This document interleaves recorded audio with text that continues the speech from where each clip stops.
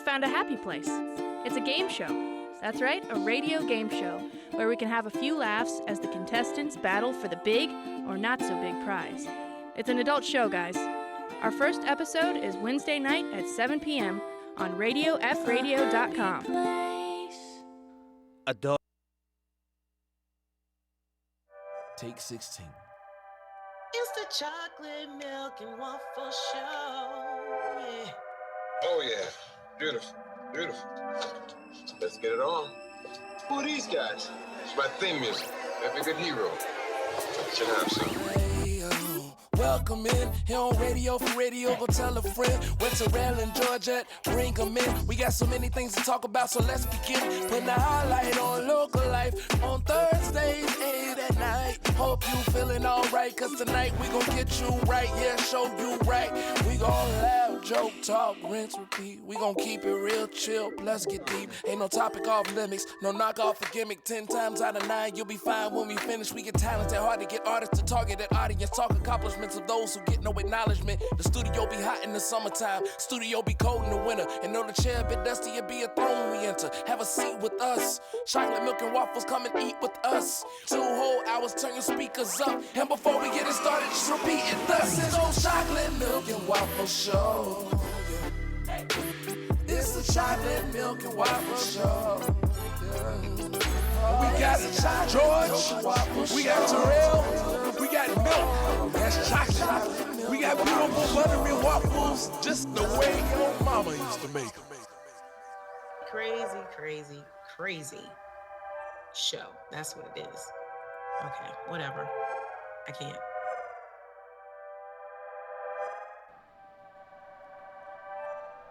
Hi there, people. What's up, Internet? You are listening to the Chocolate Milk and Waffle Show on Radio for Radio.com.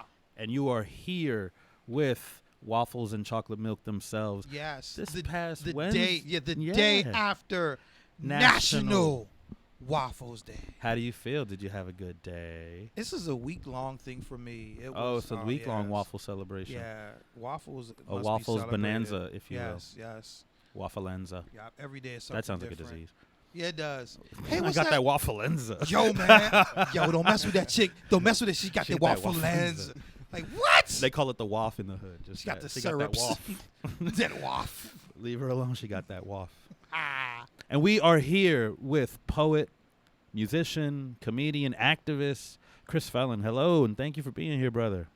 Hey, how you doing, George? Good to see you. It's good to be here. How you feeling? Feeling pretty good. Feeling pretty comfortable. I like Good. it here. I like all the little toys you guys. Yeah, we try to. have It's the around clubhouse, here. man. We try to keep Like the vibe chill. Like the little Dan Aykroyd. They're not Doesn't he toys. look just like the real Dan? Like the They're Yeah. collectible figurines. You know you're They're not not a real dolls. geek when you refer to the The when you refer to Ghostbuster. it as the Dan Aykroyd Ghostbuster and not by his character name. Stamps. It's like I'm kind of embarrassed that I don't. It's I don't okay. know his full name. It's there, okay. So I'm not. Don't speak the geek language. But, He don't speak of the geek. Yeah.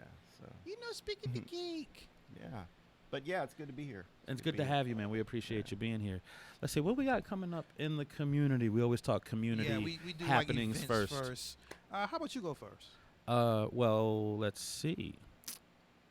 Tomorrow, I'll be featuring at Arts Out Loud, but that's really your event that you should be plugging. So. That's see, you're there. I'm there every month. So. I am featuring at Arts Out Loud with some very, very talented performers. I only know him by his real name. I forget his stage name, but we're talking about Xavier. B-Boy Cabby. B-Boy Cabby will be performing. I'm excited to see that. Like, I've only ever been an audience member with B-Boy, and he's fun then. You know what I mean? He's a good dude. Fatima, Lyrical Angel, will be performing. Definitely. India Downey will be having her art on display. Yeah, she spits also, doesn't she? I think she does I've never heard. I think she does some down low. I'm sure she writes. We're gonna drag it. We're gonna find out tomorrow. You hear that, India? I know you're not listening, but if anybody know India Downey, she will be spitting tomorrow, whether she knows it or not. Arts Out Loud. That is, what is the address? 3877 Holland Road, Virginia 3877 Holland Road in Virginia Beach, inside Juice Bar Juices. Yes. It sounds a little shady, but you go inside the juice bar, then you go all the way to the back wall of the juice bar where there's a little door cut out, and you walk through that door, and inside is the Bottle Fusion Dance Studio where they hold the events. Yes. And pull, not push. And push. Pull, not push? Yes. Pull, not push. Don't push the door. It's a bad habit we have there. Even as many times up there, I still make the same mistake. Because there's people on the other side of the door and they get pushed. Get by the door. smushed. Also at Bala Fusion, Saturday, we will be having auditions for all of our dance teams, and that's Core, Bala Tribe, Bala Fusion. You can go to balafusion.com. Excuse me. And right now we are gearing up for our third year anniversary showcase. Nice. Which will be back at the Sandler Center on October 22nd. Which I'm lucky enough to be a part of that as well. Yeah. Oh, this dude like finagled his way into the program without even trying. Like, I get a call like, hey, you know George is going to be on the program, right? Like, I didn't know. Yeah, we requested him. Who is we? But hey. And then I was told, yeah, you're going to do this show, by the way. Yeah. I was like, okay, I'm down. Yeah, so October 22nd, that's going to be you, Baldhead Queen, a.k.a. Nina Bruton, and hopefully Parks and Recs. We'll be representing for Arts Out Loud. We're still working on that. Steph Love, don't forget to make them calls for me. Shout it. All right, what you got going at the venue, man? On Sunday, we got Feature Sunday, which is our monthly event that we hold on the last Sunday of every month. Going on a little over 3 years now, I think. Like, me and Patty have never sat down to actually figure out how long we've been doing Feature Sunday exactly. But it's got to be at least 3 years now. And the format has changed a little bit over the years. But this week, we have a short film by Kristen Mihafi. We have Lisa Kendrick performing. My girlfriend, yeah, by that's the way. his boo. It's Chris's girlfriend, that's his by boo. the way. Yeah. Oh, man, I feel terrible. I can't remember everybody right now. Rudy Malumba, the comedian, he's performing. I got 2 other features, and they're probably going to kill me, but the reality of it is if they're probably not listening right now anyway. But I think that's about it going on. Every Monday at the venue, we have the open mic. Tuesdays, there's Performers Playground with Marlon Hargrave, second and fourth Wednesdays of the month. We have the Writers Workshop headed off by me. Oh, and on the 31st, the venue will be having a slam poetry competition. Yo, that is going to be interest meeting. Yeah. I think I would like to sit in on that. There are some poets in the community that have been really eager to put together a Hampton Roads adult slam team. There have been a couple other occasions where things have tried to get off the ground and then didn't. So Hurricane and I believe Tyler Eldridge is helping her do this. Yeah. She had a couple other hands in there at first, but again, people scheduling, it becomes difficult. So basically, come on out. There will be an open mic portion. There will be a slam competition, single slam competition held, mostly to show people who aren't familiar with slam what slam is, and maybe generate an interest. And if you've slammed before, you're free to compete. If you've never slammed before, compete. And if it's something that you feel like you have an interest in learning how to do, the point of this is to try to cultivate that talent and maybe get these teams into competitions nationally. Because if you're a poet and you want that national recognition, slam is really kind of the only avenue you got. I would really love to learn how to be at least a judge for a slam. I'll probably be judging the slam since I won't be competing. Yeah, I don't see myself competing in a slam. I would love to learn what the critique is to at least judge it, though. Yeah, that's the thing. There is no set standards by which the judging takes place. Yeah. It's just and see, what did you like? Which I always find interesting is I do know people that host slams in other places, and they also serve as judges. And I've seen like video of people like flipping out when a judge doesn't cater to whoever the crowd's favorite is. Right. And I'm just like, wow. And some judges do take that into consideration, the crowd favorite, and but ultimately in slam, it's who put on the best performance. Yeah. You know what I mean? So have you ever slammed? No, I have not. I find it surprising. I wouldn't. Chris seems like somebody that would slam. I don't know if you. I mean, I've only been doing poetry for about 2 years now. No kidding. Sometimes I still think of myself. I'm not sure if I even think of myself as a poet.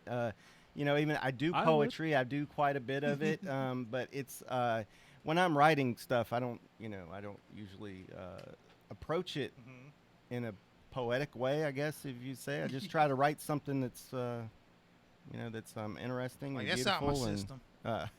It's more therapeutic for you. Yeah, yeah. I mean, I'm a big fan of poetry. I mean, I guess I got into it back when a lot of people did in the early 2000s when HBO was doing Russell Simmons the Deaf was doing Poetry the Deaf Jam. Poetry Jam and stuff like that. I kind of became a fan I of think it that by show then, was but, probably integral.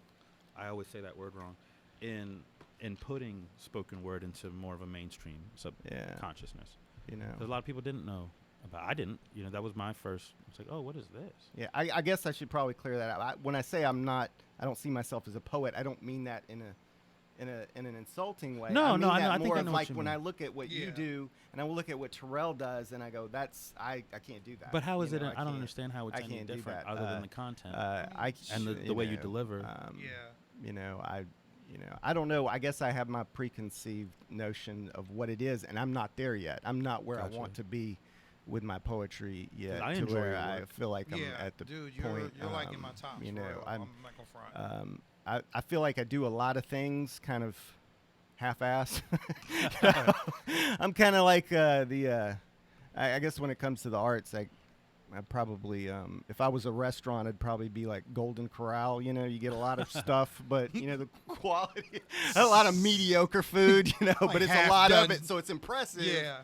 Because it's a lot of stuff, but it's most of it's all kind of mediocre. I would say you're pretty good at. I think you're funny. I like your stand-up. I think your poetry is really good. So, which would you say is the one that, if you had to choose one to focus on, to develop, and say this is the one that I'm gonna try to get really, really good at before I really delve into the other ones? Which one's your baby? I guess you could say.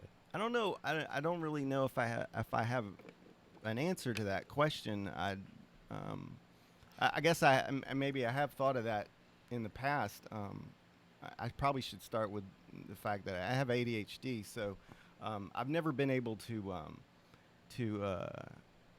stay focused on anything for any period of time. And I don't really, when it comes to the arts, I don't really see that as necessarily a negative thing. No, not at all. It's probably a benefit, to be honest, because you get to keep yourself active artistically. Yeah. I start off with something and then I lose interest in it and pretty quickly, and then I have to move on to something else. I usually come full circle and come back to that medium that I'm working, that I started with after I've explored other things, and I'm just constantly jumping back and forth from those types of things. But I guess the good side of it is you do kind of become a jack of all trades, but the downside of it is you're never an expert at any one thing, so you're an expert at none. So, unless you're Jeff Hewitt. Unless you're Jeff Hewitt. Unless you're Jeff Hewitt is isn't he impressive? So shout out to Jeff. Yeah, bastard. So he seems to be able to do all those things. I think so too. He's at a master level, I'd say. Sure. But yeah, I guess I didn't answer your question. So yeah, that's kind of the way. Well, I think you did. Yeah. I think you did. Yeah, that's kind of the way I approach. So okay, so you like to jump around between your art forms, and that's cool. So, are there differences in how you would write a poem and how you write a joke? And is there ever any deliberate intention? Do you ever sit down and say, okay, I'm gonna write a poem right now, or I'm gonna sit down and try to write some jokes? When I was writing the bulk of my poetry, it was when I was depressed, and when I wrote the bulk of my comedy is when I was angry. So I guess the comedy's always been a place where I can vent my anger, and the poetry is always a place for me to channel a lot of sadness and more depression vulnerable. and stuff like that. I think that's one of the things that I like about comedy is I feel like it's the best place for me, who's really interested in social issues, to express that. I've always felt like comedy serves as sort of like a Trojan horse for social messages and stuff. It can get into places when other area. Yeah, you're in there laughing and all of yeah. it. Hey, Yeah, whoa, yeah, hey, that's some real shit. Hold on. Hey. Yeah. If you wrap I find that if you wrap a social message in a joke, it tends to get through people's defense mechanisms. And there's a very kinda tender sinks care in, you have to take when doing that, though. Right. Yeah, because it can backfire, It and can- it can very it can- easily. Right. Mm-hmm. Very easily. Yeah. So how do you ride that line when you're trying to deliver a socially conscious message in a humorous way so that you don't trivialize the message inadvertently? I'm not sure if I have, if I have really mastered that yet. I mean, it's like some other comedians have. I probably missed the mark, but I'm new at this, and Right. you've seen me when I first started Yeah, I've slinging definitely jokes and seen stuff the like that, growth and and progression. so I'm still new to that. That's still something that I'm trying to master myself. I think there's a lot of people out there that they're doing it a lot better than I am, and I try to watch them. A lot of my influences are. Some of my influences are Louis C.K., David Cross, Patton Oswalt, some of those guys. I'm not sure if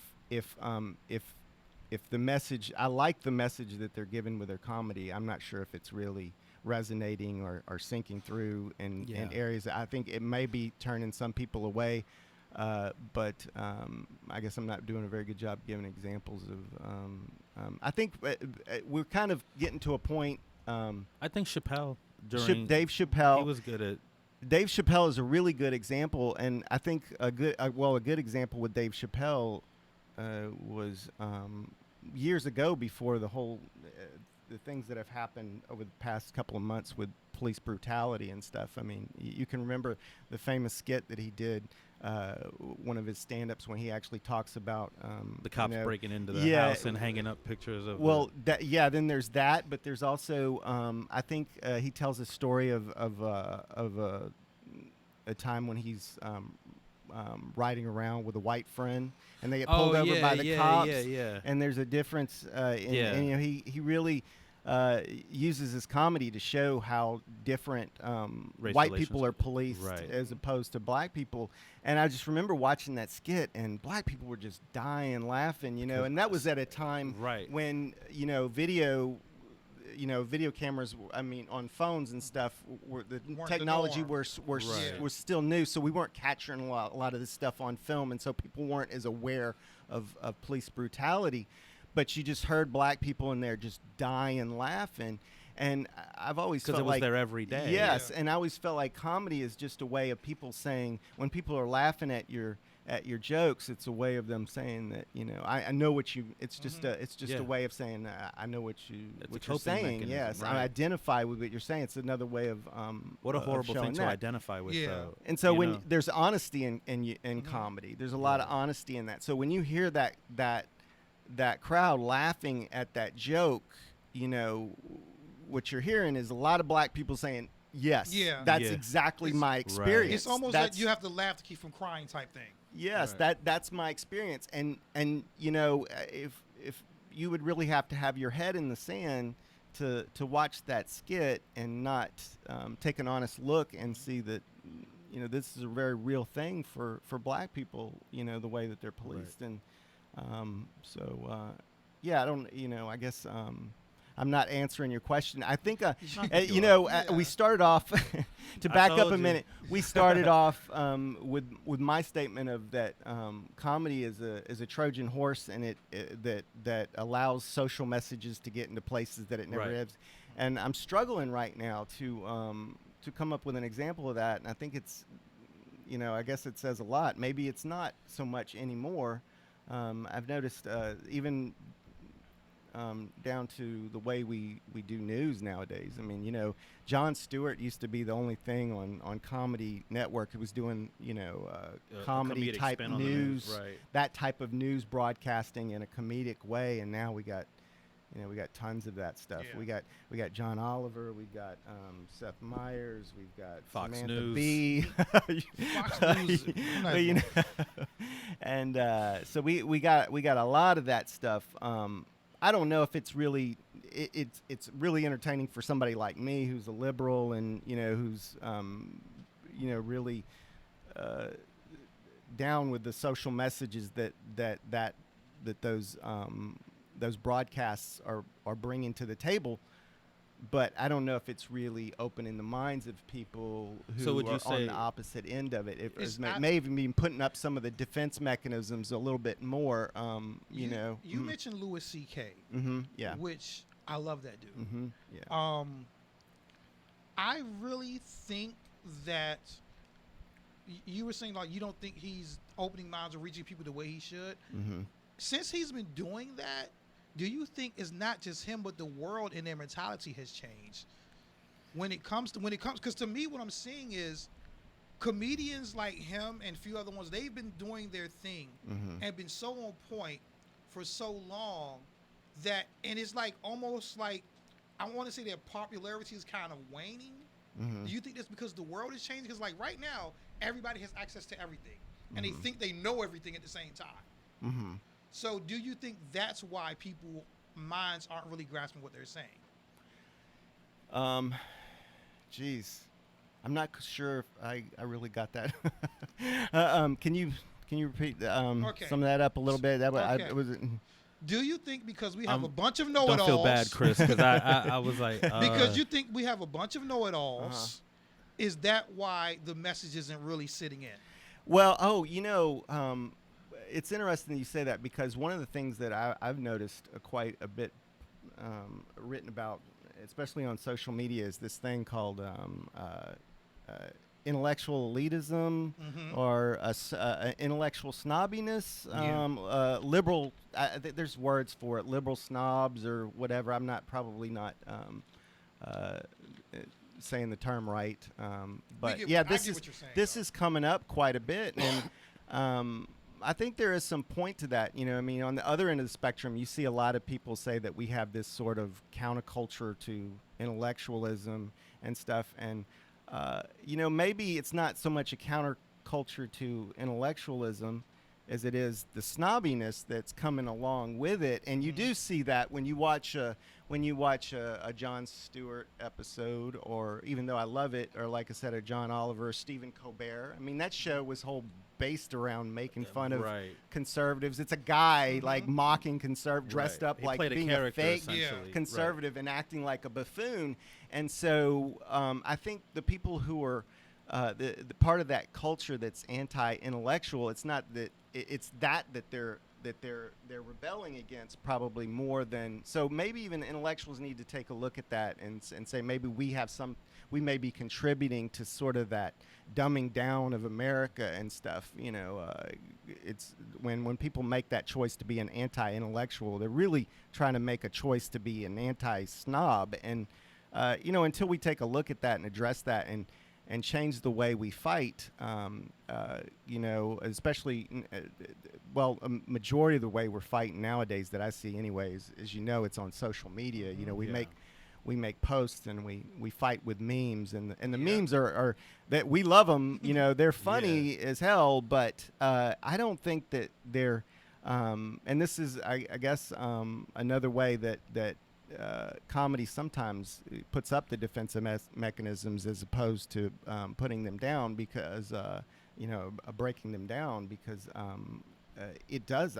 It may be increasing the cognitive dissonance that we're. That's been talked about a lot since the election has started. We're seeing we call cognitive dissonance on huge levels. We're seeing conservatives that are basically embracing a candidate that they may not have ever done before in ways or whatever, and all the evidence, all the things that they normally would turn them off about a candidate, they seem to be ignoring.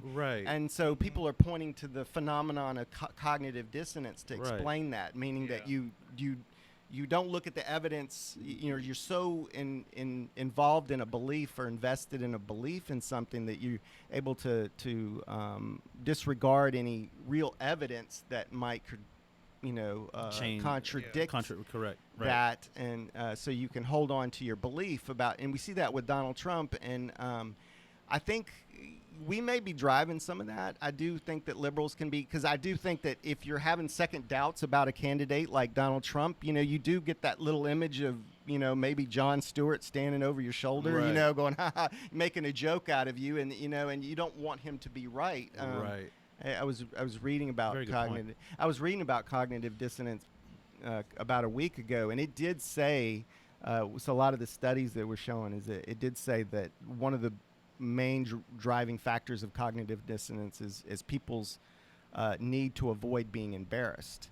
And Right. when you're fighting in a way that's humiliating and stuff like that, when the liberals are making you the joke of the punchline, you become even more invested You're in too that. deep at that point. Yeah, and so there's no turning back. You have Right. to stick with the Donald Trump, and it goes both ways. And it doesn't help when we yeah. have a person that says, you know what, Mhm.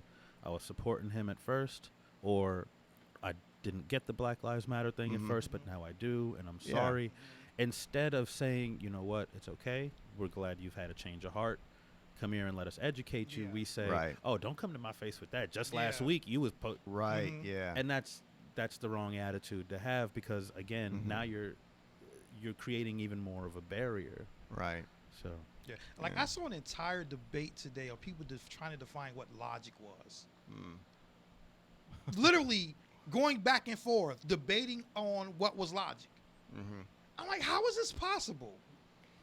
It's interesting that you brought that up, and I really feel like social media is also driving a lot of this cognitive dissonance. Because, Oh, absolutely. And I was saying this, And a a while back. desensitization. I wrote about this a while back. Before, when we would have arguments, we didn't do them in these large public forums on social media where we Right. had I remember you 500 did that, friends, yeah. or some people have 1,000 friends on whether it be Twitter or Facebook or whatever. So now I'm having this public argument with somebody. So there's no way that I can take a look at what the other person is saying and admit being wrong and walk away from that gracefully in a private manner anymore. Right. So it makes people more it gives people more conviction for their beliefs. They become more committed to their beliefs, even if it's wrong, just for the simple sake of because now it's on display. Yeah, because I've got to save face. There's no way for me to walk away from this argument with dignity. There's too many people have said it, so now I've got to be committed to it no matter what. Right. And it's just some things that I've noticed. Since a lot of the current events have happened, and people are arguing a lot more. About. I think it's just so much more in everyone's face, like you mentioned earlier about the cameras and technology. right. It's not that this is a new problem. It's the technology is new, Right. and social media is new. Like it's very interesting how quickly as human beings we can get used to a thing. Facebook's not that old, Yeah. but very few of us can remember a time when it didn't exist. Everything is, well, message me on Facebook, or I posted it on Facebook. Oh, well, didn't you see it on Facebook? Oh So- gosh, I hate that.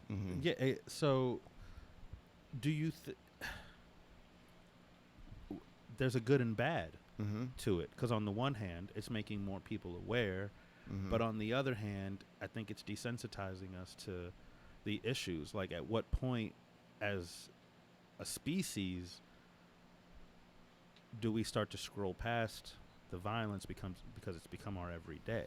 Yeah, it's something that that's something I struggle with every day. Like I want to stay informed. I think like everybody else does, but I've found that recently, for my own mental health, I've had to kind of take breaks. Never more mind breaks the false from social stories media. you see Yeah. and the straight up Right, exaggerations and things that are just Yeah. flat out made up. Yes, that's for the the sake, other. right? For the sake of, even there's- when you agree with what's being said, you have to be speculative. Yeah. Like, That's the other thing. The downside about the internet and social media as well is that I mean, anybody can make a meme now. You know, I make memes. You've seen the Yeah, I memes make that I mine. make. Yeah. You know, I can make up any lie, and I can put Throw it on somebody's a picture name of on Morgan it or Freeman whatever. and- You know, Yeah, exactly. Yeah. Throw it on a yeah, picture of you Morgan know, Freeman and you're somebody good. will use that as facts, and that's dangerous. You know, that's kind of that's dangerous because, you know, that's it's dangerous because of the amount, not just because somebody can do that, but because of the amount of time we spend on social media and the amount of Right. of those Yes. messages can get into a person's brain and spin somebody up, you know, Yeah. Yeah. Yeah. and somebody who's maybe, you know, already have a predisposition for some kind of mental health problem, Right. and then you add social media into that mix, and it could be, you know, it's a dangerous. Yeah. It can be a very dangerous thing. Two Public things- service announcement yeah. from CMW: verify, verify, Yeah. verify. How many times- Especially if you believe. Yeah. it. Like, how many times have you seen that Michael Jordan invest in prisons? Like, Yes. almost every day somebody is posting that. And I'm like, it's not the same Michael Jordan. Yes, it is, because I saw a video. Where's this video? Yeah. Yeah. I can't find the link right now. Of course you can. But you got this meme.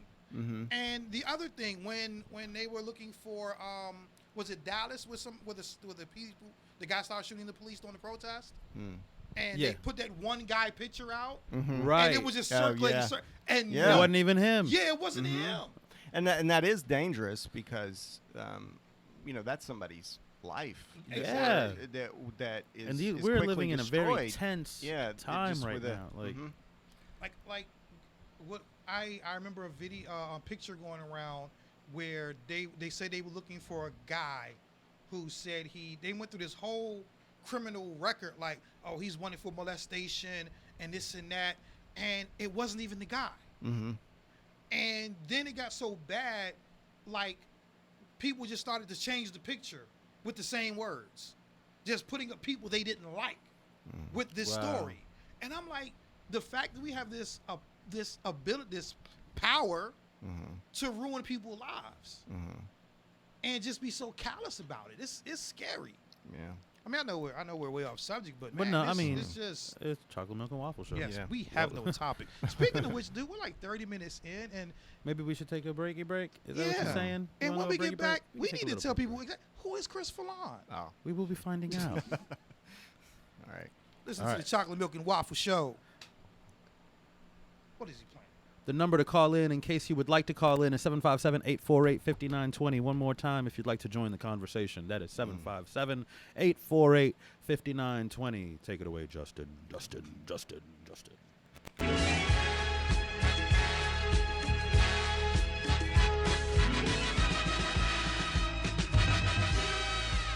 It was a late night, the whip was stolen all over some bitches open. I'm sniffing the niggas stroking, some chicken is snitching, told me. Picture them kissing, holding, twisting the sick emotion, sipping and living, smoking, pistolly gripping, zoning, speeding and switching lanes, trigger finger itching, brain sizzling, screaming and spit. Keep thinking this shit's a game. It wasn't the first occasion this bird was percolating, known to be flirtatious. She overheard a waitress talk about a customer with enough to burn paper. Told her girls later open her shirt, skirt taper, shook ass and walked past the bit, called her vapors. Excuse me, I ain't no women like you exist. I'm in town on business, moving bricks. Got a suite at the West and we can cruise the strip. If you down around a customized exclusive whip, she front like she amusing shit. Told him I don't know who you confuse me with. I ain't no clueless chick, I'm used to chicks. Getting new shoes and fits, but since you insist, we can talk over if you can lure and twist. Convo escalated from let's hit the telly later. The F waiting, baby, I'm trying to get X-rated. Just let me get a taste of the cake, the chef baking. She took a couple lines and it left her chest aching. The way she was working her neck was breathtaking. Damn near wreck cause he had hit the accelerator instead of braking. Spun around his 07 Mercedes, did a 780 yelling, no God will never take me. Already on edge, now they was feeling extra crazy. Knowing if any cars was close, they'd have been dead as Swayze. Be easy, ma, I know you probably scared. It's the next section, a few more miles and we there. But they ain't know what homegirls that followed them there. On the phone with a man telling him about her affairs. The thoughts running through his mind, could've got in the chair. He walked outside mumbling, I'm popping, I swear. Caught a nigga at the red light, a shot in the air. quiet. Yanked him out the car, headed for the interstate flying. Hit his wife's cell, asking for an explanation. About a hesitation, knew the bitch was straight lying. All the expensive dates and trips to different states had her realizing she was his biggest mistake. Contemplated suicide, he started hitting his brakes. At the same time, Jake's behind him running his place. He put the car parked, then put the gun in his face. The officers told him to call the V. Just surrender, there's no need to cause a scene. He shot himself and woke up, it was all a dream.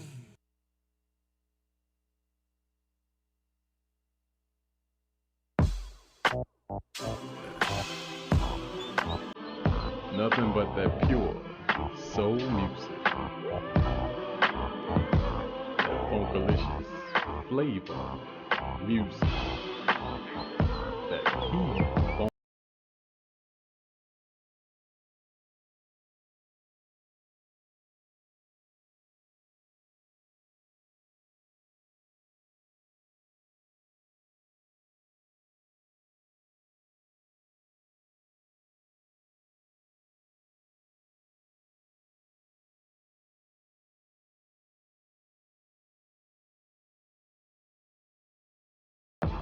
Soul stirring, so sickness, strychnine, lyrical bliss that hits my solar plex, spirit and flips my inside parts, the outer parts, up in my own realm like Elion with no counterpart, counterclockwise and backwards through time and space. I can spit doing backflips, a rhyme in place, chase these lyrical liquors down with fat beats. I've been doing this for a minute now with rap sheets, cause rhyming is for athletes. Discipline, diligence, practice, squares and compassing on point like a cactus. We match wits and song, the track hits like bomb, blow out your lung, my mind clicks, I'm gone into the forest of the deep darkness. Unique prophetess, keeper of the people's doctrine, black goddess, lover of the craft artist, attack hardest when protecting this music I love, and that's music, Soul moving, electric, orgasmic. You want it, we got it. Soul music, soul moving, electric, orgasmic. You want it, we got it. bass,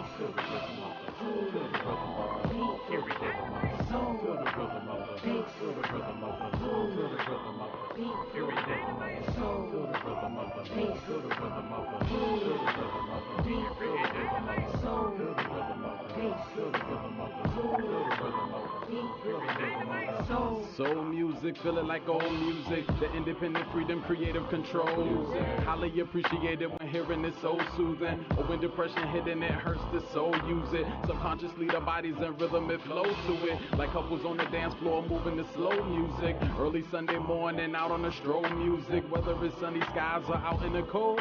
Stephanie Mill, Patti LaBelle, Natalie Cole. Music, P-Funk, rhythm and blues and disco. Music. Ever since I was a child I was brought up and molded to it. Musical pre-development elements so rooted. It's considered a blessing for being exposed to it. Cause the music that I write, it reflects and shows through it. Fractions of my life are creatively told through it. Projected to the world so your spirit could grow through it. Soul music. Soul music. Soul moving. Electric. Orgasmic. You want it.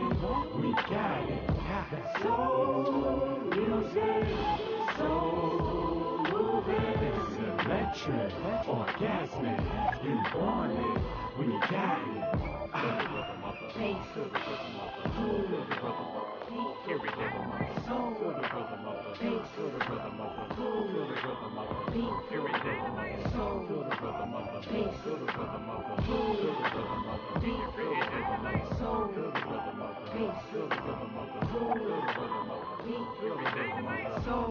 Coming crystal clear through your atmosphere. A sweet melody traveling through the fallopian tubes of your soul. To give birth and to nurture all physical existence. And who us? We're nothing more than servants, carriers, the gatekeepers, holding the key. Sissies. Soul music.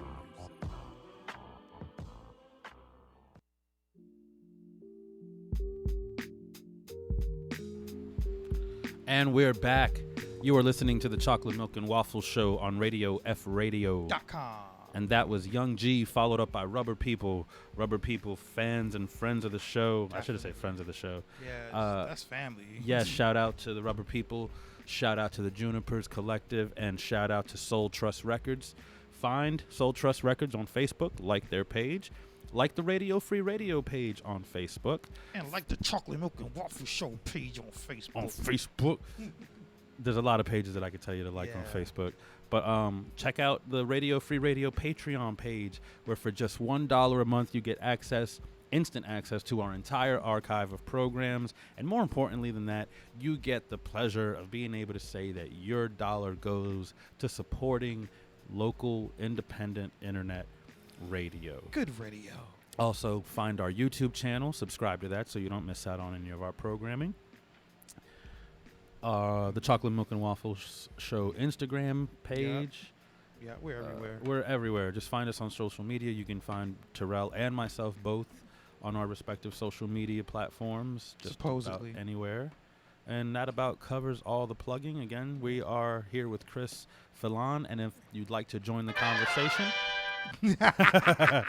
or if you would like to maybe come spit a couple bars with us or something, call in. The number is 757-848-5920. And we would like to say that we're not going to judge you, but when the microphones are off, chances are we will. I will laugh at you on the air. I'll apologize later. But you know, we talk a lot of junk. The people that actually know us are like, they're lying. I know, they right? ain't even like that. That's not it. That's not even in their character. But we're here with our good friend Chris Filon, musician, poet, comedian, activist. Gentleman wears many, many hats. Yeah. And despite what he might tell you, he is quite skilled at each of those disciplines. What's up, Chris? Trying to be humble. How's it going, George? Thanks for that. Absolutely. So tell us, who is Chris Filon? Is that how you pronounce your last name? I don't actually, know that I've ever gotten a real. You did. You got it. You nailed it. Okay. I get. There's a lot of people who I get. I think I might have called you Felon at the top of the show. At the beginning, you did call him Felon. Yeah. Maybe because Felon his is probably maybe the because one, his hat's the on one backwards. But the Felon is You the thug. one that I get the most frequently. But Felon. Felon is it. So it's commonly mispronounced. But so I get that with my first name a lot. Yeah. Everybody thinks it's Jorge, which it kind of is, but I don't go by that pronunciation for personal reasons. But it's I guess this is on topic. But it's my dad's side of the family is Mexican. My mom's side of the family is white. Filon, though, interestingly enough, it's an actually the Filons. My dad's side of the family didn't even discover this themselves, I don't think, until probably about 30 years ago or so. They were kind of looking up their genealogy, and they found out that it was an Irish name. Oh, no shit. It was an Irish name. Apparently, during the Mexican-American War, at the same time, and my history can be a little off or whatever, the Irish were going through their potato famine. You may have heard that point in history. And yes. And the United States offered the Irish a deal. They said, if you come over and you fight, for us against the Mexicans, then we'll give you some land. And the Irish came over. It was originally O'Fallon. The O'Fallons came over and is part of that immigration. And many of the Irish, they fought for the U.S. as agreed upon, and then the United States reneged on that deal. What? No, not the U.S. Not government. my U.S. No, they screwed the Irish pretty good on that deal, and so many of the Irish actually went over to Mexico. What happened was Mexico said, hey, the United States is kind of screwing you on this deal and stuff like that, and so you come over here and you fight for us, and we really will give you land. And at the time, America was, mainly predominant Protestant country, and so they had a real anti-Catholic sentiment. As you know, Irish people were mainly Catholic, and so they were being discriminated against quite a bit because of that too. And as you know, a lot of Mexicans are Catholics, so they were like, hey, we're Catholic, and we even we don't have a problem with you being Catholic, and we'll give you the land that the U.S. lied about and stuff. And so it was kind of win-win. So what happened was a lot of Irish settled in Mexico, and some O'Fallon, hooked up with some Mexican woman, and next thing you know, we have a whole lot of. So there's a lot of Mexican Fallons in the Texas area, mainly in San Antonio, and so that's where my family's from. So yeah, so we, it's how you got a whole group of Mexicans down there with Irish names, and so when you see a Mexican with red hair, that probably explains that too. So well, there's a lot of that you see that in Puerto Rican culture too. Yeah. There are Puerto Ricans that have blonde hair and blue eyes. Yeah, and yeah. Puerto Ricans that look like Terrell, and then I'm Puerto Rican. Yeah, yeah. So. So anyway, I didn't mean to digress on that. I'm sure that's probably that history lesson is probably not the most exciting conversation or whatever. I wonder which one took out Davy Crockett. But but you know how it is. We all know how that is. Yeah. You're Latino, you're black, so I didn't need to tell y'all that, obviously. Well, but you know how it is. You don't really get that history. In school growing up, there's these big chunks that you don't get, and so it's a very you really have to do the work yourself. For lack of better terminology, it's very our history is very whitewashed. There is so much missing when it comes to the Mexican American war. It's a lot. Who was it? Only thing you remember is Save the Alamo. That's it. That's it. Remember the Alamo. And when I think of this is how good my history teachers were. When I think of the Alamo, I think of Pee-wee's Big Adventure. When he went to the Alamo in Texas looking for his bike, and they made fun of him because he thought it had a basement. The Alamo doesn't have a basement, darling. And everybody in the crowd just started turning and started laughing at poor Pee-wee, all in his face. Freaking Pee-wee. I had mixed feelings about Pee Wee Herman when I was a kid. He kind of creeped me out, but he kind of made me laugh. But then I was creeped out. I liked Pee Wee Herman because there was something just part of you wants to laugh at him, and then you're going, but it's a grown man who's and then it was a character. It wasn't never intended to be a children's character. If you watch the original Pee Wee's Playhouse, I did. I watched it when I was a kid on HBO late at night, and it was a little perverted, and it was demented. I actually found a file, and I was able to download that show. And when you try to transition that over to have who was it? John Singleton as Cowboy Curtis. Lawrence Fishburne. Yeah, Lawrence Fishburne being Cowboy Curtis. Yeah, Phil Hartman was the mailman. Yeah, a lot of people don't know that. But they were all, including Elvira, Cassandra Peterson. They were all actors in an acting troupe in LA called the Groundlings.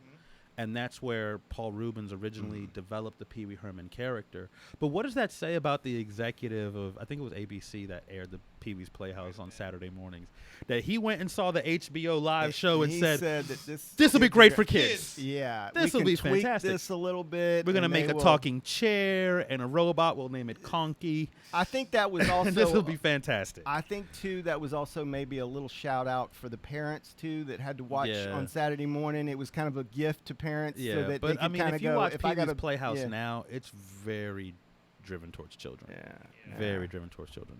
But then, poor Paul Reubens had that whole scandal in the theater with the, masturbation. I guess that shouldn't have been a big shock.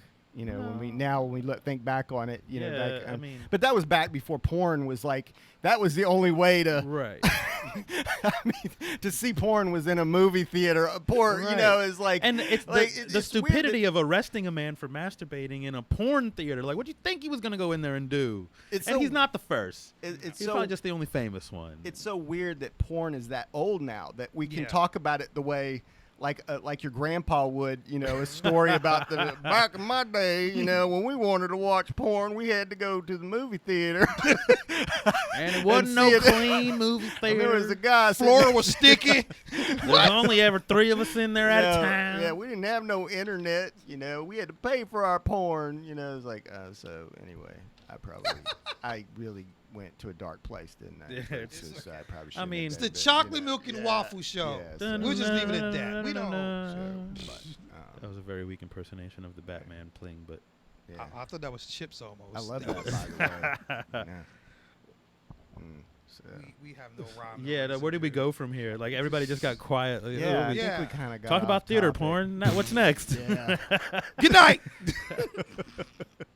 I think I have this way of making things awkward, and no, I guess that it all goes back to the social media and how how our communication has changed because that was during a time where a lot of people didn't realize that Pee Wee Herman had a career before this children's show. Yeah. And that he appeared in a bunch of movies as other characters. But Right.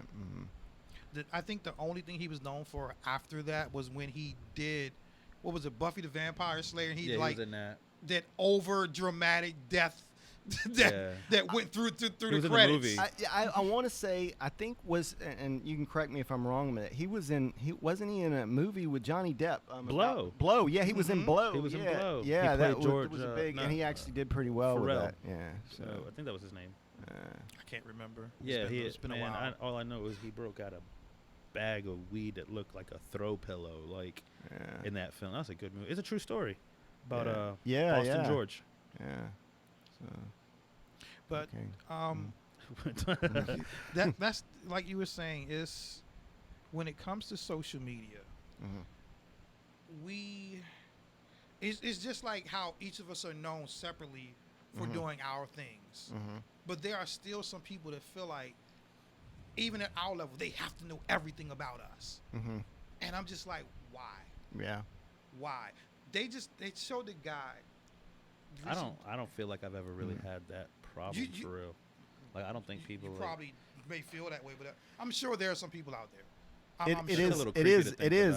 I mean, I guess I it's don't never crossed my mind. I don't want to state the obvious, and this is not like I'm not saying anything profound, but yeah, I'm sure it does create a certain amount of narcissism in this generation. I mean, and you guys know as artists, selfie, just the invention of the selfie alone. And I do it, and then you check back on it and you say, how many people like my selfie? And like, well, nobody liked my selfie. Am I ugly? And that's the kind of neurosis that social media can cause.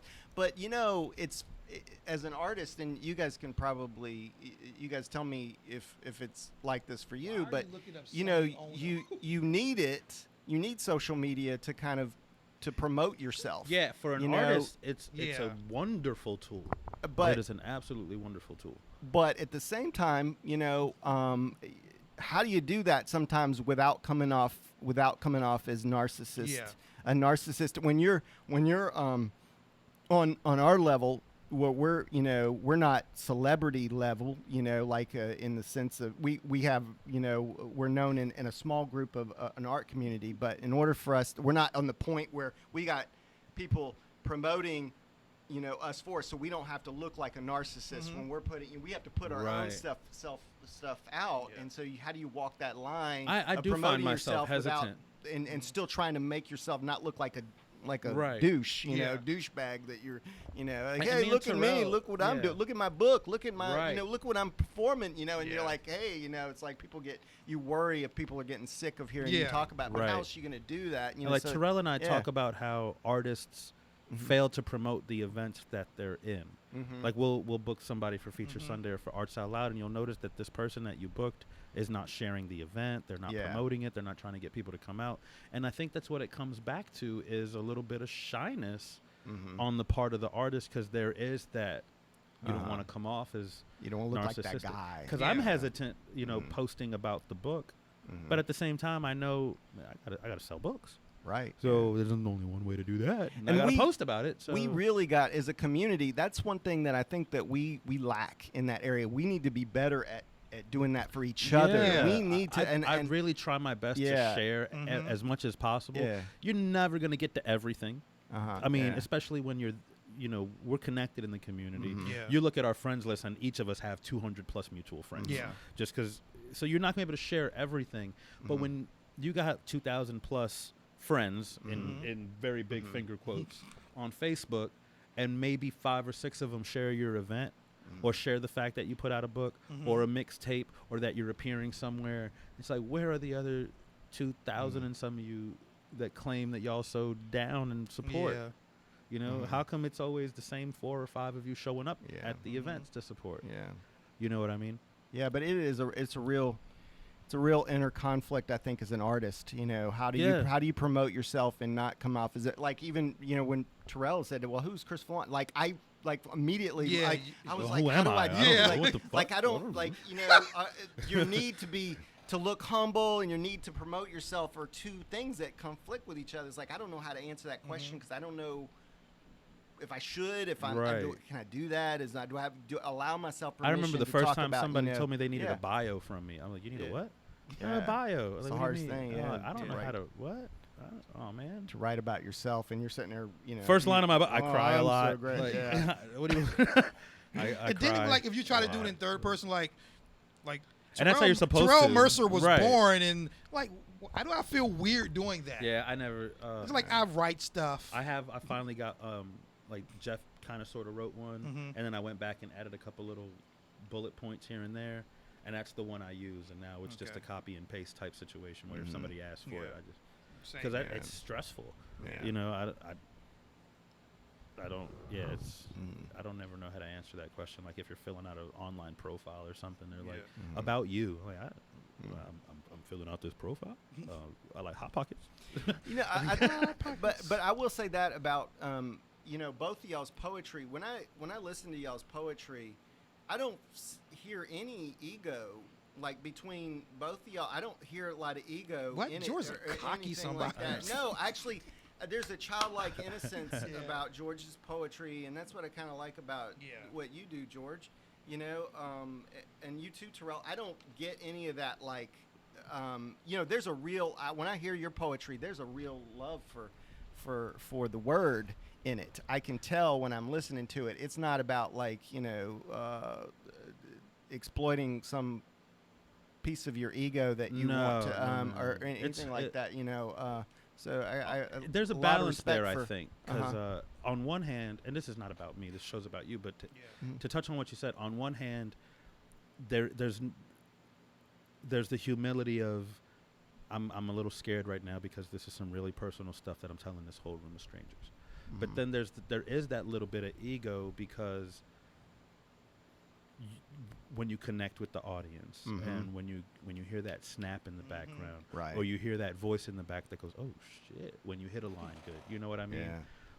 So you do it for both. So if I'm going to be fair, there is a little bit of ego there. Right. I mean, I would be lying if I said there wasn't. Oh, I'm an MC at the core of my artistry, and MCing in hip hop is built around the brag and boast ideal in writing. So. No, I definitely see what you're saying. Sometimes when I hear an artist, whether it be a visual artist or a musician or whatever, say, I don't do this for the crowd, I do this for myself, I call bullshit on that. Yeah. You know, I mean, you know, I think that's ridiculous. If you're really doing it for yourself, nobody would ever heard a word you said. Yeah, painters don't Emily paint Dickinson, for it not she to did be it for seen. herself. You know what I'm saying? She did it for herself. We don't write music not to be heard, and we don't paint to not be seen. And exactly. So, it's ridiculous thought. Exactly. All right. On that note, we're going to take a quick break. Take it away, Justin. We're going to kick off some tunes. You are listening to the Chocolate Milk and Waffle Show on Radio F Radio.com, sucker.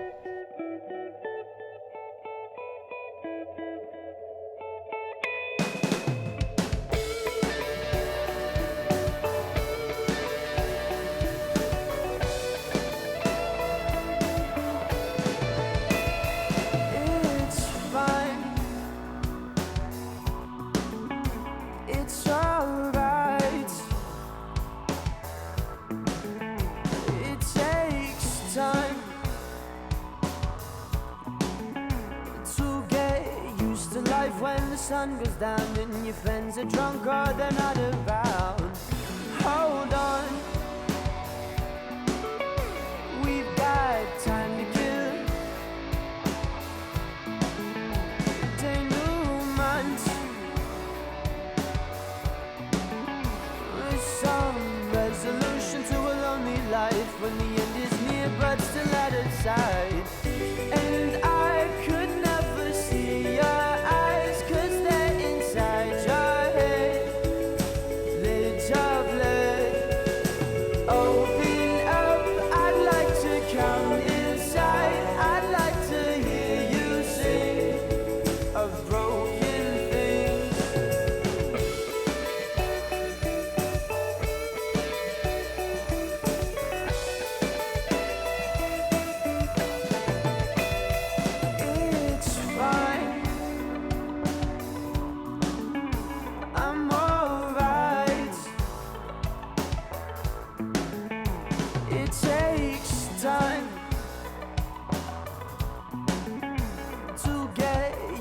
life when the sun goes down and your friends are drunker than out of bounds. Hold on,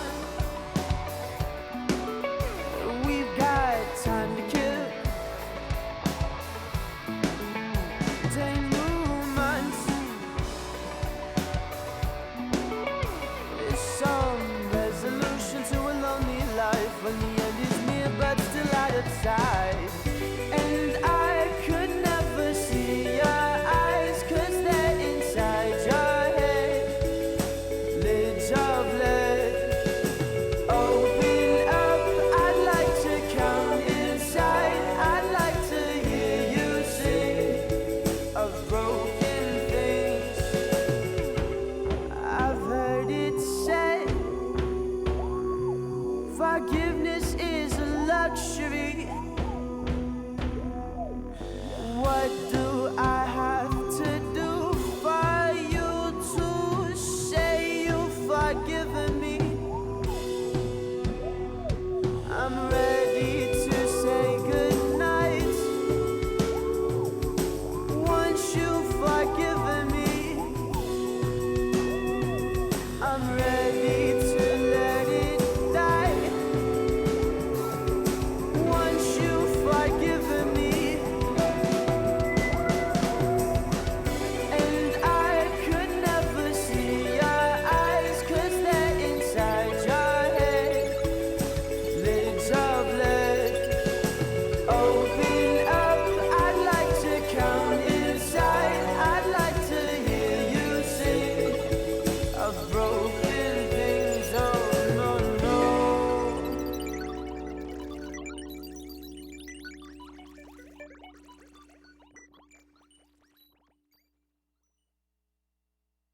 Did you know that Radio Free Radio has over 100 videos on their YouTube channel?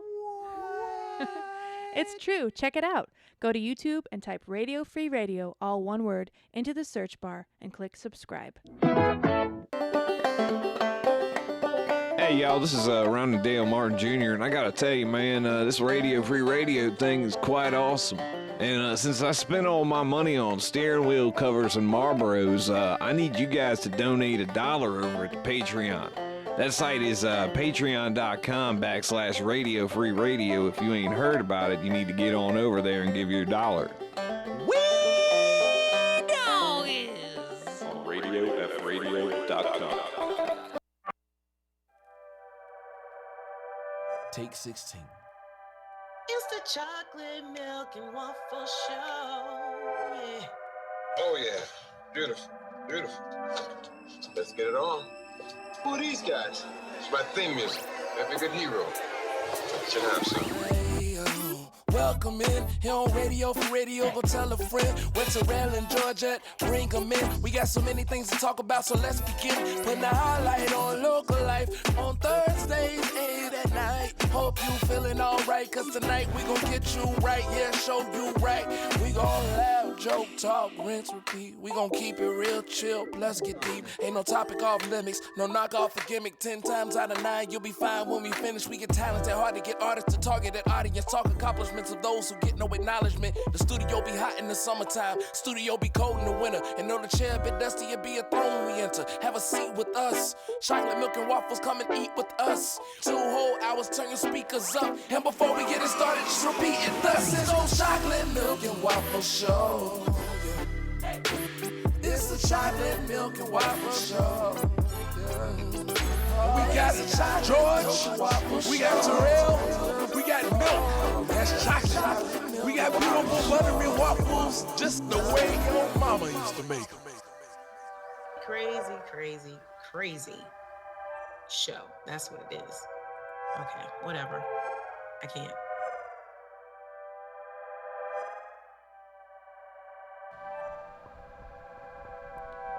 And we are back, Internet. You are listening to the Chocolate Milk and Waffle Show on RadioFRadio.com. And I'm here with my partner, Terrell, and our guest, Chris Fallon. Yeah. One more time, the number to call in is 757-848-5920. Call in, join the conversation. Maybe you have a question for Chris. Maybe you have a question for us, or you'd like to just put your 2 cents in. Maybe you got a couple bars you'd like to spit. Call in and do that on 757-848-5920. 5920. Terrell. Yeah, it's kind of funny we were talking about social media, and there's this term that keeps popping up. I find funnier and funnier every day. Instagram model. Are you familiar with this term? No, I'm embarrassed pretty much what to it say sounds this, like, but I have outside of Facebook, I never got into Facebook is enough for me, and I'm old, and it shows my age. I turned 47. A lot of people this month, and so it's I'm bad with technology, and I mean I'm the traditional old guy. I mean you're looking at the guy who when my girlfriend did ladies' night at the venue, I sat there with her camera videotaping her for I got about 8 minutes into her poetry, and somebody tapped me on the shoulder and said, it's not recording, right? I mean, that's yeah. So at least India got it. That was what your post was about. Yeah, that's funny. It's pretty embarrassing too. I mean, so basically, I was just a guy standing there with a phone, holding a phone up. I might as well just been standing there, sitting there. He still calls the hashtag the pound sign. And I was so proud of myself too. I mean, I was zooming in, and I was trying to catch her at different angles, and somebody's like, "Hey." Oh man. Yeah. So yeah, I'm. You got an A for effort, brother. Yeah. At least it did get recorded. You have to realize, I mean, I'm old enough to remember when rotary phones and stuff. Yeah, me too. All that stuff you're seeing on Stranger Things. Like, right. That's the shit I grew up with. Right. That's the crap that I grew up with. So you miss one number, you have to start all the way over again. 8 tracks and and all that stuff. I can remember that. I mean, boy. So something we talk about here a lot with our guests on Chocolate Milk and Waffle Show is the responsibility of the artist. You're involved in a couple of activist organizations. Why don't we talk a little bit about that and what you do with MAID? And Sure. Actually, MAID is the one that I've probably been least involved with because the way me and Lisa, we do our relationship is we try to, as you know, she has children and stuff. So when she wants to attend an event, whether it be a cause, for an activist cause of some sort, I might stay home with the kids so that she can go do that, and then the next time, I'll go do it, and so we kind of tag team and stuff like that. But the ones that I've been most involved with is a group called Bridging the Gap 757. They were meeting at ODU. We haven't had a meeting in a couple of weeks, but it's mainly been acting as a liaison between the police department and folks in the Norfolk community. We've had meetings with the Norfolk Police Department, and but I have been involved in initially after the Alton Brown shooting. I was involved in some of the protests. Right. That Nick Egerton, I don't know if you're familiar with him. You probably saw him in the pilot and stuff. I did. Some of his original. It's just like, I guess I was just like everybody else. You see a guy standing out, in Norfolk with a sign, trying to bring awareness to police brutality, and you want to do something more than just post your thoughts on Facebook. And so I said, I got to get out there and be involved and do something. And so I went to one, and then went to another one, and then started going to the Bridging the Gap, meetings and stuff. And I tell you, I don't know if my presence really has done a whole lot for the movement, but it gives me something to do outside of myself, rather than just sit at home and get angry. And right. Feels well, like I'm doing something more than a lot of people do. And I think one of the things that I found was really interesting when I first started going to those things is when you show up to whether it be a strategy meeting like 757 Bridging the Gap did, or a protest. I think it's really important for Black people to see people other than other Black people at these things, because there's this real sense, and I can't speak for Black people, but I think there is a sense out there that there's a lot of people just don't give a crap, and so if anything, maybe just me being out there showing my presence, showing that, and that's actually what I've actually heard people say. It's like, I can't believe somebody would take. And it makes you sad when you hear that, that they're surprised that somebody would take their time out of their day to be involved in something like that. It is a black problem. It's they're the ones dealing with the issue right now, but it's not just a black problem. It's a humanity problem. Right. And I asked a former guest this, and I'll ask you the same. As a non-person of color, how do you feel your role is different? You kind of touched on it just now. It's important for the black community to see the people that are not black also out there supporting and lending those shoulders. I think mainly it's pretty much just what I just said, but I think also it is it brings hope, I think, for black people that, I think if you're black. And like I said, Terrell, you can jump in here. Like I said, I'm just listening. I think if you're a black person, and this is just I sometimes I sit around and I try to think of, if I'm a black person and there's no white people showing up to these rallies, like what you saw at Silent Mile, there was a good presence of good diversity of people out there. If you don't see that, it does got to take away some of your hope. It's like, how are we going to solve this problem if white people don't see this as a problem, if they can't even see it? And I've seen a lot of that, unfortunately. And that's been a lot of the argument is not how do we fix it. A lot of the argument is trying to convince people that there's a problem. Yeah. So exactly. That I've had a lot of arguments with. I grew up in and the other reason why this was such a personal issue for me too is because I grew up in Louisiana. I was about to bring that up. Yeah. And as you know, the first shooting that came to our attention was the Alton Brown shooting in Baton Rouge, and so of course this is my home state, and it's disappointing for me because I grew up. I remember what that was like. I said I was born in '69, so. It wasn't the 1950s, but there was still in Louisiana. There's still a lot. I mean, I have stories that to this day, just and I think a lot of this stuff coming up and seeing the curtain. It wasn't just this; it was just seeing the current attitudes and moods about race since this election has started. And how you have one candidate who's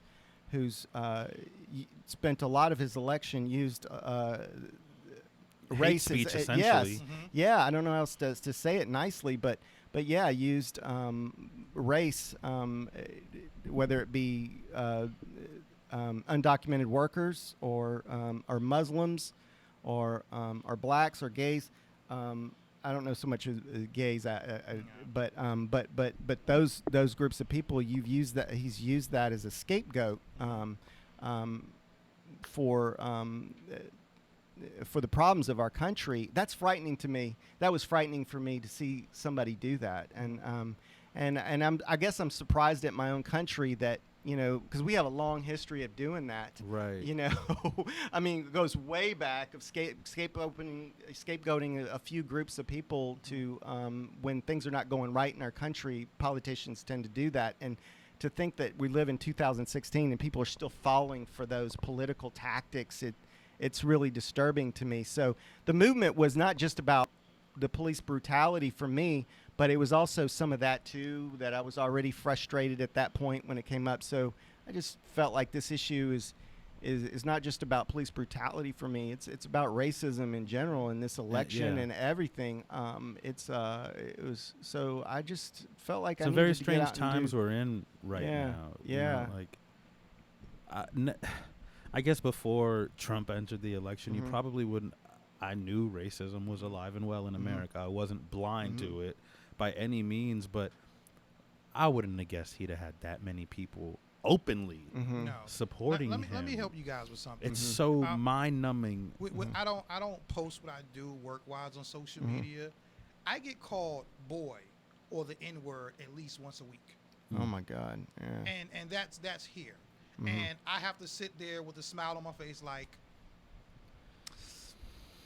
Yeah, I've had people call my company and say, don't send this boy back to my property. But what did he do? Nothing. Did he do a good job? Yes. I just don't trust his kind. Oh. I have to hear this stuff. And when it is like to try to I can't pretend that it doesn't exist. Yeah. I can't do that.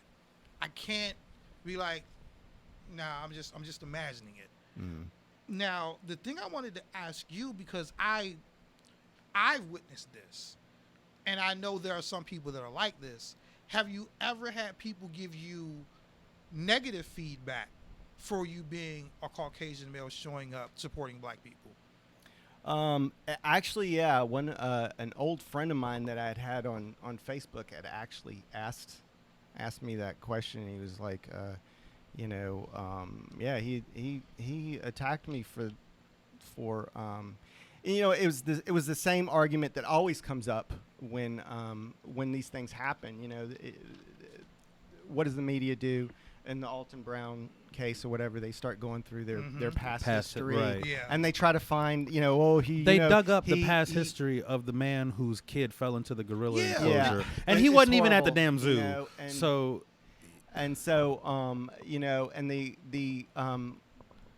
So the argument on his side was, well, look at what this guy did. Look at, he's not, why are you celebrating this guy or whatever? Why are you, and, the thing is like what I've given up on when it comes to arguing with people on the other side of this issue is you're never gonna get anywhere with the whole, trying to defend. And the reality is some of these people that are going to end up victims of police brutality may not always have this most spotless, but I don't even go there with it because it's a pointless argument. So what I go by is that I don't want a police community, a police force that feels like they can be judge, jury, and executioner on the street. Right. And that's where you get more further with the argument with people who bring that up, who criticize you for standing up for somebody like, and I can't even think of anybody off example, by example, who maybe had an extensive criminal record but actually ended up wrongfully shot anyway, by unarmed.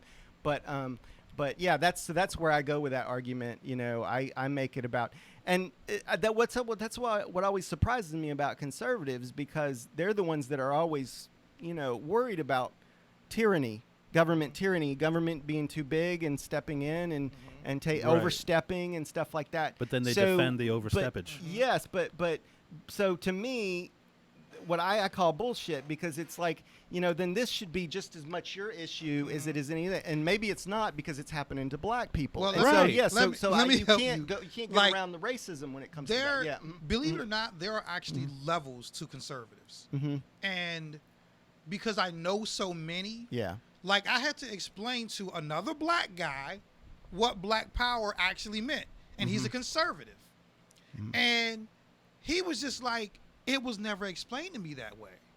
Now I see it different, and it's the same thing. Some are never taught or take time to learn what things are really all about. Yeah, half of them are conservative, don't even know what it means, what a conservative even means.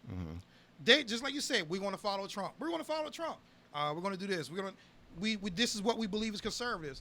I have a coworker who's like, you need to stick with your party no matter what. I'm like, well, what about the country? Yeah. I always thought we go for the person we feel is best for the country. No, you stick with your party no matter what. That sounds stupid. That does sound stupid, and it is stupid. That sounds very stupid. And it's dangerous. Yeah. It's a dangerous mentality to just. Yeah. Well, we're gonna go with Trump. Why? Because he's the Republican. Yeah. Ask a Trump supporter. Like, but it's the same thing as somebody. I'm gonna go with Hillary because he's a Democrat. Right. Well, he says he's gonna do this, this, and this. But when you ask them, well, how does he plan to do these things? They can't answer you because Trump has yet to answer that question. Yeah. He just. I'm gonna make America great again. We never were. One of the scariest things I keep pointing this out to people, and when I say this, I'm not saying it as pro-Trump. But a lot of his support has come from the frustration with the government. And I try to tell people, like, everybody that's voting for Trump isn't even really for Trump, or say they're pushing for Trump.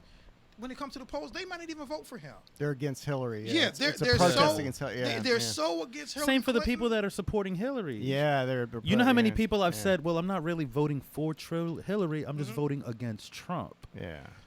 And that speaks volumes to the difficulties we're facing in this country when we are still, after all these years, on a two-party system. Yeah.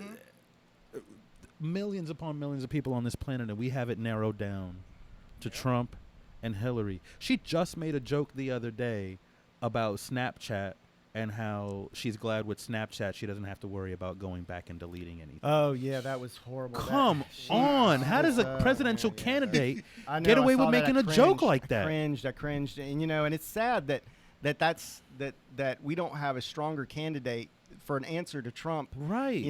That's a little bit that has a little bit more Teflon to her, and that that has a cleaner closet, I guess you would exactly. say. Exactly. And I honestly think it's time for this country to have a woman president. And I just don't think it's her. Yeah, Jill Stein. It's funny Jill that Stein. it's good Dude, that you brought up Jill Stein because I've been paying more attention to her recently. I've been listening to her, and I love what she has to say. I'm in line with most of all the issues that she says. And I don't think that I could argue with those all day. Some people would say they're pie in the sky, fairy dust and all that stuff like that. But they're actually pretty rational, It's really not. I don't Yeah, her have the time to platform's not explain. unrealistic. Yeah, I think a lot of people assume that because she's a part of a green party, so they think it's all it's fairy tales. Fairy tales and unicorn farts and butterfly wishes or whatever. But she's a very rational person. But but I have to admit, it comes back for me as a Mexican, as somebody who's Mexican. I have to worry about, my first priority is to make sure that Donald Trump does not make president, and I don't have the luxury. I don't feel like to gamble my vote on a third party, and risk a Donald when Trump historically they have presidency. they've barely even made. I know that there are some Mexicans that and there's a small percentage of them. I think he's polling right now at like 12%, approval rating with the Latino vote or whatever. I don't know whether it's Latino. I think a lot of them might be, and I don't want to assume. I think some of them are Cubans. Cubans, what I've been told is traditionally they've been conservative, but they have a good reason for it because they Cuba's a communist country, and so they associate. And the Republicans have been really good at connecting Painting the that two, picture. that communism and socialism together, and scaring that we all have But that. Sweden big, is a that is a yes, socialist there's country, and they're plenty doing of them. great. Yeah, that have. Greenland's we can- doing fine. Just as many Iceland. as you can point to that is what I meant to say. that have He's led to pissed communism. off everybody from Greenland. I know. Yeah, you can point to way many more that have been able to have strong democracies under socialism. So they've really been able to capture the Cuban vote because playing on those fears of because to them they see socialism, they smell communism, and making those links, and so they've been able. I'm sure that a big portion of Latinos that they are counting in there probably are Cubans, but I know that there's some Mexicans and maybe some of them even my family that feel like, well, he's only talking about illegals. He's not talking about us. Yeah. He only wants. But I can guarantee you, when that hunt starts, Right. people are not going to be rational, and history has shown that. When Right. people start looking for brown skin, Like do do people really- illegals, they're going to start looking. yeah. They're not going to be Hitler always had no rational and intention stuff, of and stopping if, at if the you're Jews. thinking that you're gonna be not gonna get caught into some of that. Not only is it selfish to not, but it's not Right. rational. I think to assume that you're not gonna catch some of that fallback. You know? Seneca Lofton had one of the most yeah, powerful posts ever. He said, "Dear Mhm. unaffected people, Yeah. it won't be too long before you become Right. the affected." Yes. Yeah. You know what I mean? Because if anybody thinks for 1 second that Hitler was going to stop at the Jews, Right. they're crazy. Yeah. That was step one for him. It's a real scary time. I know the day after I did that first, I was in the first protest in Norfolk.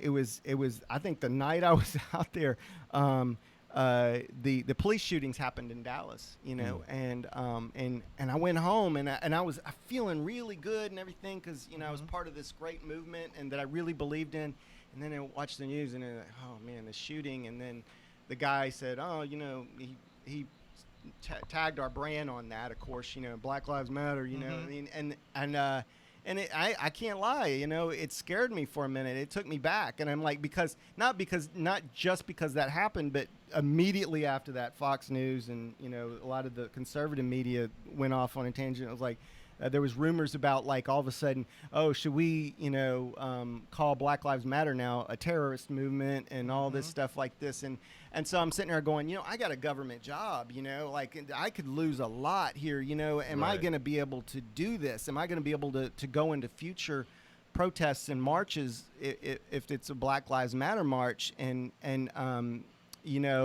think a lot of that is the media attempting to attach a negative stigma to the movement any possible way they can. And that's what scared me the most. It was like that's all it takes in this country. It's like when people try to say that the Panthers are basically the black KKK, which could not be further from the truth. Whoa, so different. But that's the argument I hear a lot. Yeah, and I mean, the only way to combat this is show me the evidence, and I think there's a.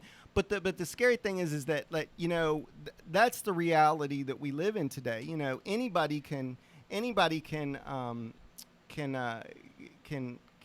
snap and go buy a weapon and go shoot up a group of police officers or a group of and stamp their name on it, and then all of a sudden you're part. You are them. In their eyes, you're one of those guys. That's you now. That's your movement and everything like that. That's.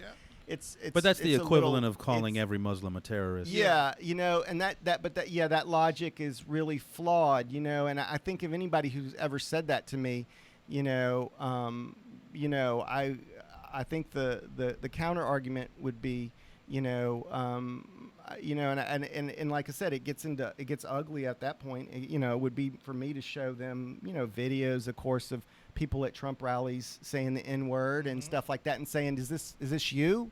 Do I get to say that this is you now because people that go to Trump rallies do this? Now that must be you too, right? And stuff. You don't like that, so why do you have no control if you're part of the Trump supporters, but you don't have no control if somebody in Wisconsin decides or in Alabama decides to put a Trump T-shirt on and then start spitting racist terms and stuff like that. I don't have any control over that, and people in Black Lives don't have any control if somebody in Dallas, Texas decides to lose his mind and then shoot up a but some of the stuff is just crazy. Like in Louisiana, for instance, I've seen some of my own relatives post, with the flooding that's been going on. They're living down there. There's literally people, on there, and one of them is actually a black guy. They showing the video. I've seen, I saw it this week, and he's like, where's Black Lives Matter? They don't give a crap about us and everything like this. And I mean, my answer to that is that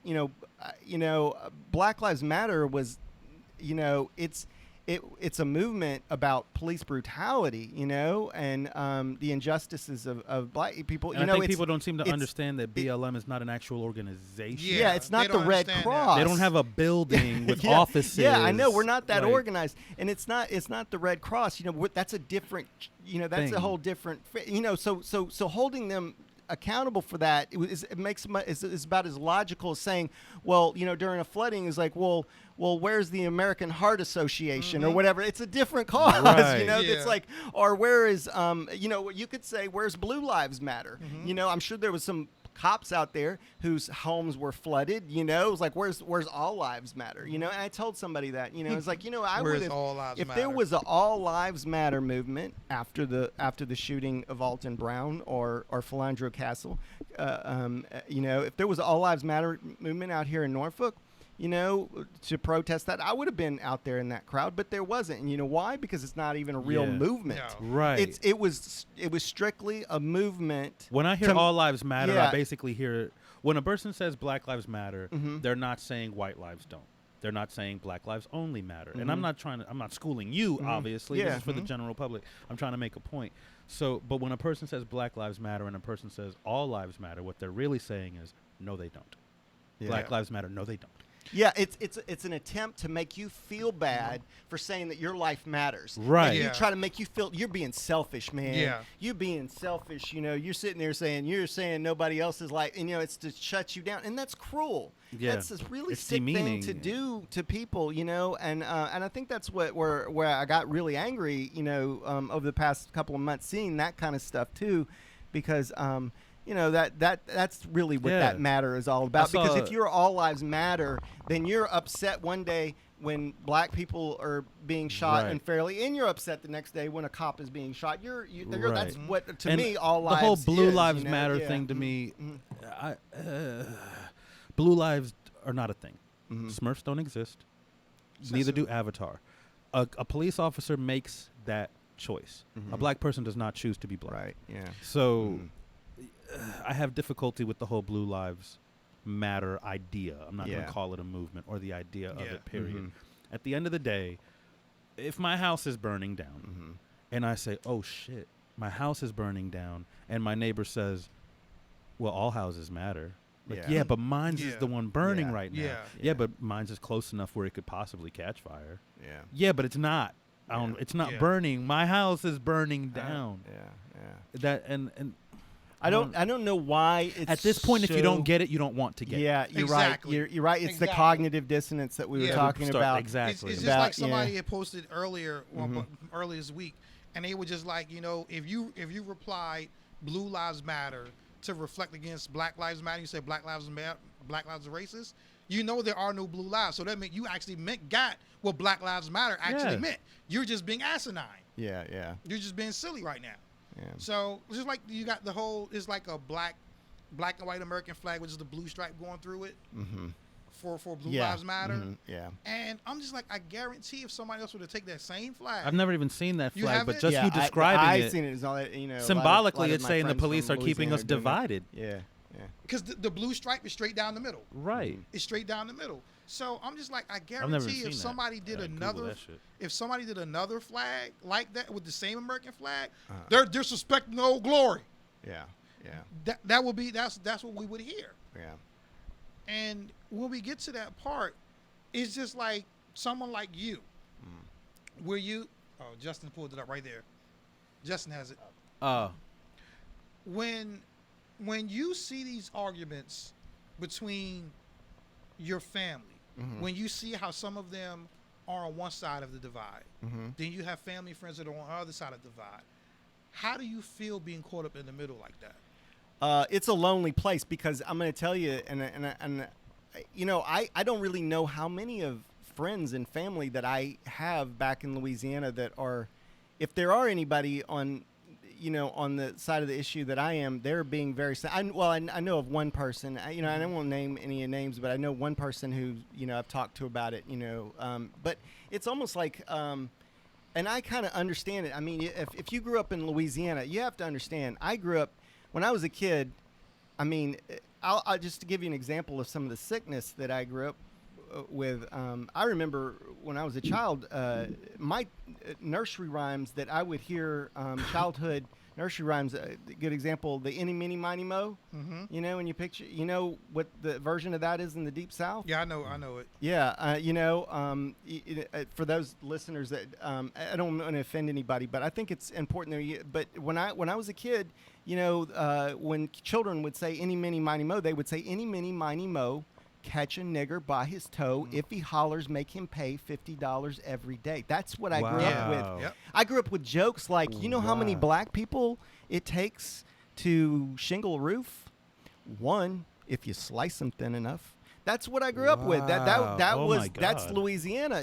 That was the Louisiana that and people would say, well, that was back in the 60s and 70s. But no, my daughter went to go see her mother's family just a few, it was probably, she was about 10 years old, I guess, and her cousin, they're out there playing in the backyard, and her cousin picks up a stick and says, "Hey, this is my nigger stick. This is my nigger stick." And now, like, I as somebody who grew up in the Deep South, I knew what that meant. Mm-hmm.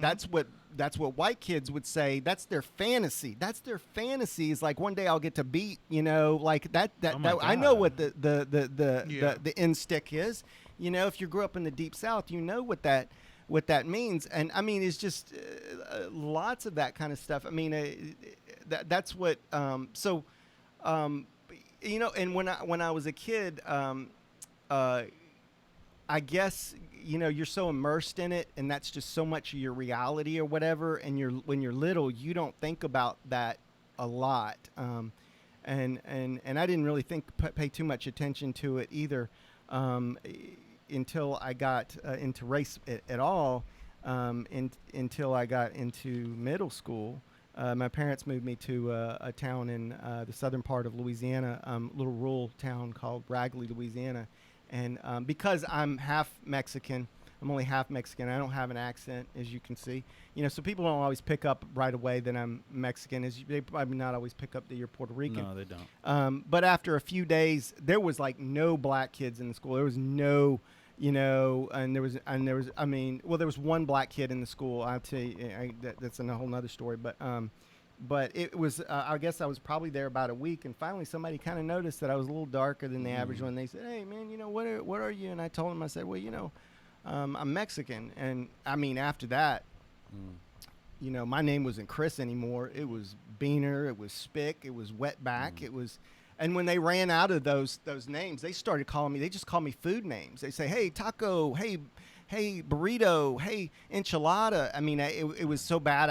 I couldn't even go eat lunch in the school cafeteria. I got some of that too growing up here in Virginia. Yeah, I couldn't even go to eat lunch on the days they served tacos because I knew I was going to be the butt of the joke, And so, that's when I started.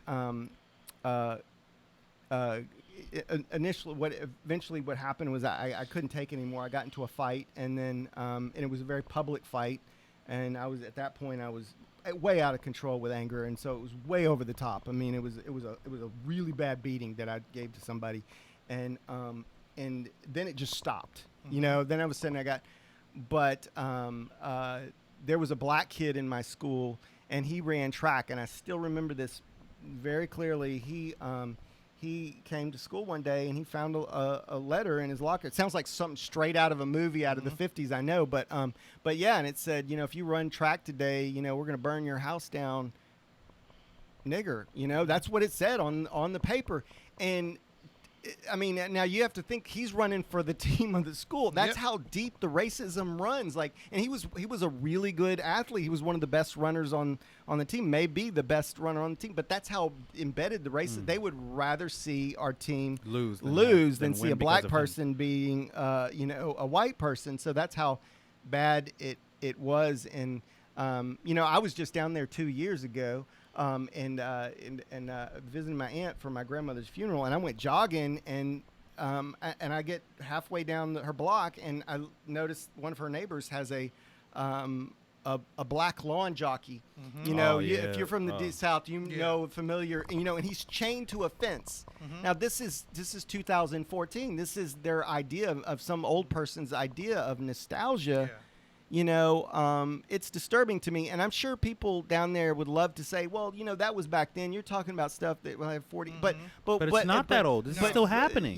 This was the 70s, this was the 80s or whatever. But here's what I know. We just had a bunch of white supremacists with guns post up in front of the NAACP in Texas. Yeah. So on a Sunday. And even so, let's not talk about how this is old mentality. This is still happening. And even if you can say, like I can't point to any specific stories, I can point to the Elton Brown one, but the thing is, what I know is that those people that I grew up with that beliefs, I would love to kid myself and say that they all had epiphanies, and they all just turned it around. But the reality is that a lot of them probably didn't, and they've already raised another generation. Exactly. And those people are my age now, so they're in the position to be in positions of authority. They've at my age, I'm 47 years old. So at that age, you're old enough to be a politician, a judge, Right. an attorney, or maybe it's just a manager of a grocery store where you're in a position to hire people or whatever, or you're a police officer or whatever.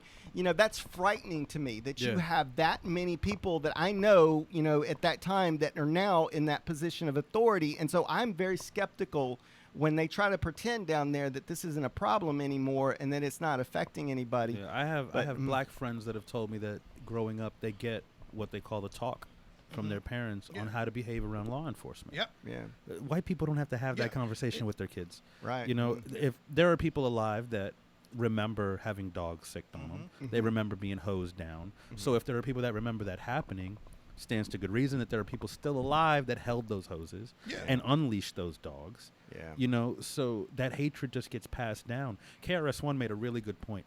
How come you don't think you ever see KKK uniforms in the museums? Because it's not dead. Yeah, they're still using it's them. not history.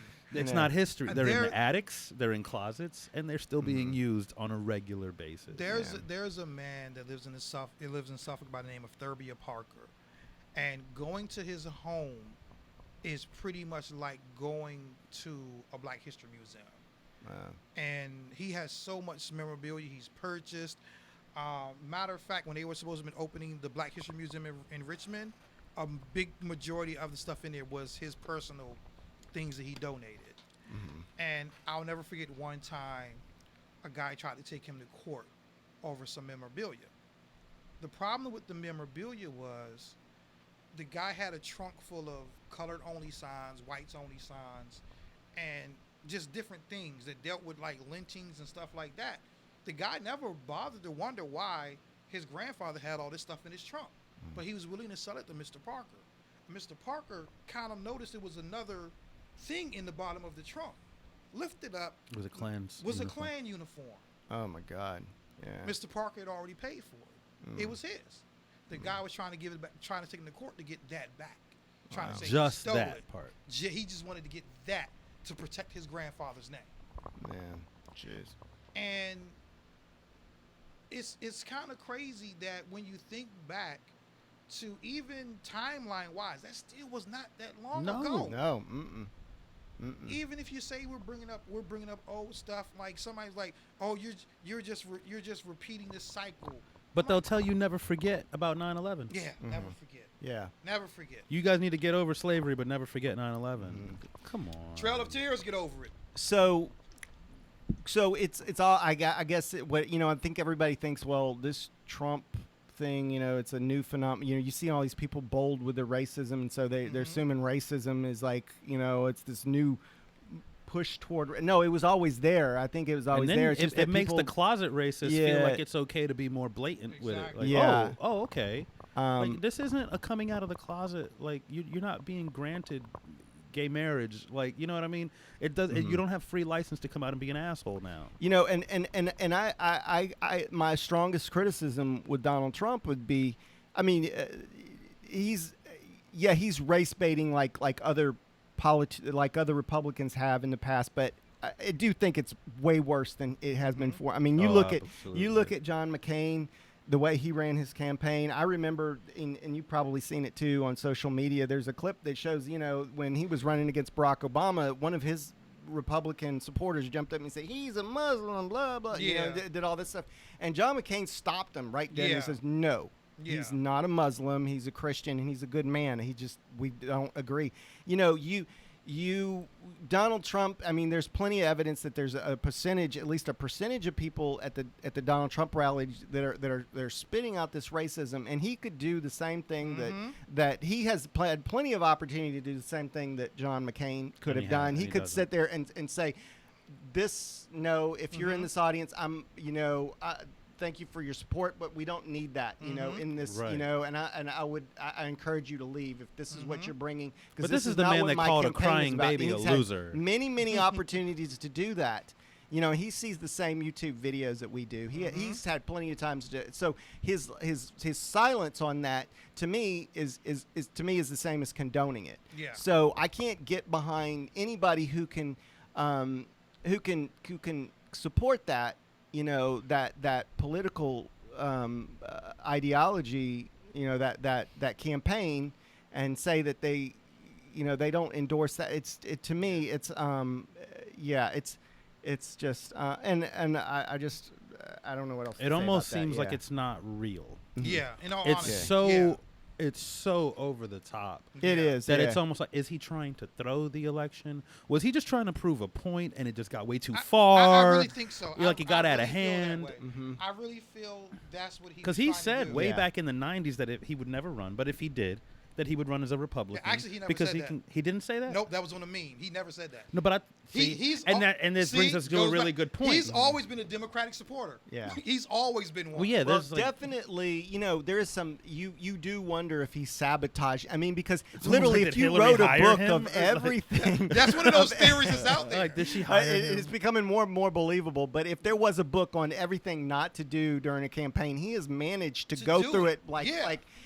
Sometimes I almost get this image of him going like he was like, okay, I'm way in deep in my head. I've got to, but I can't quit. How do I get them to turn against me? How do I get it?